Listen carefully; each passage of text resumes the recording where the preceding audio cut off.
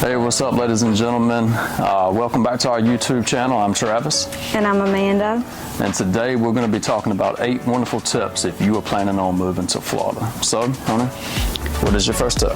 My first tip would be to find a local agent that really knows the area and different things that you'll cross when buying a property here. Yeah, definitely local agents are going to have a lot of expertise into the different canal systems, where the school systems are. If you're coming here for, vacation home, you might want to be close to amenities. These individuals are going to know exactly where you want these properties. Yep. What you got? Tip number 2 is going to be your budget. Having a very finite budget is going to be extremely important.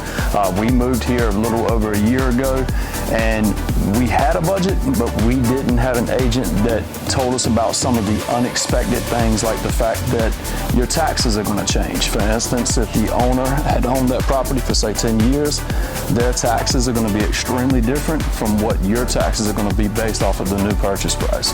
So having an agent that's familiar with these things is definitely going to help you keep a good budget. Yeah, that's definitely a good tip, having that budget in place. And the next one I would say would be to get a pre-approval. You definitely want to know, what you're looking at before you fall in love with a home that's not reasonable. So definitely go ahead and get your pre-approval. Yeah, the approval process can change up at the last minute, so you want to definitely have that relationship with the lender already kind of in place and know what you're capable of and what you're going to be able to spend money on. What else we got? The next one would be, are you planning on buying this house for full-time resident or part-time, or is it going to be some kind of investment, vacation rental, short-term rental? So yeah, if you're using this as a full-time property, maybe you're the kind of individual that wants to be in a quiet area. So we would need to know that prior to you purchasing the property and make sure we're helping you get in the right places. If this is going to be a vacation home, maybe you want to have some peace and quiet, but be able to get to restaurants and beaches and things like that in a pretty decent time. And definitely, if this is an investment, we want to be looking at areas that are close to those amenities, maybe even walkable distance to beaches or restaurants or popular areas where there's people. And obviously, as an investment, when somebody goes to Airbnb or VRBO, they're looking for places that have quick access to the fun stuff. So yeah, which leads us into our next tip, which is location. There are so many things to consider when moving to Southwest Florida. For instance, do you want to be waterfront or non-waterfront?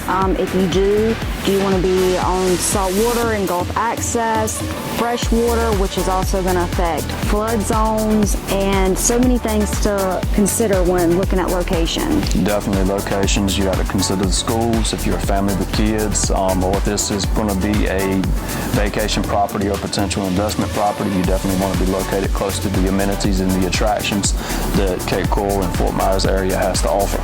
So what do we have next? So the number 6 tip would be consider the resale value for whatever property you're looking at.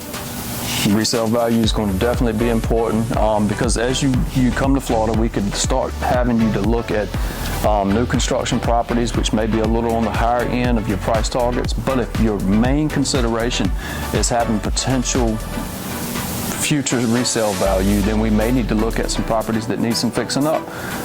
That way we could actually get equity added to the value of the property, as opposed to already having properties fixed up in the way you want it to be. I'm a TLC guy. I love getting properties that are older and fixing them up so I can create a lot of equity in my properties. So yeah, definitely important having some equity in your homes. And our number 7 tip would be to don't rush and be patient. We know how exciting it can be making a move, especially when you're coming from another state like we did. In the beginning, even ourselves, we have a background, been in real estate forever, but we were so eager, we almost made a mistake buying a house that really was not our fit.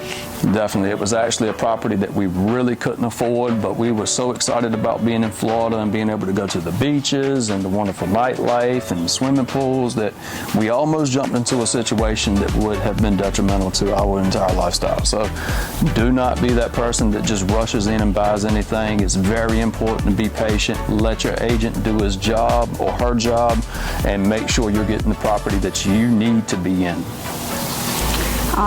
And so for our last tip today would be to download our app, which I will link in the description.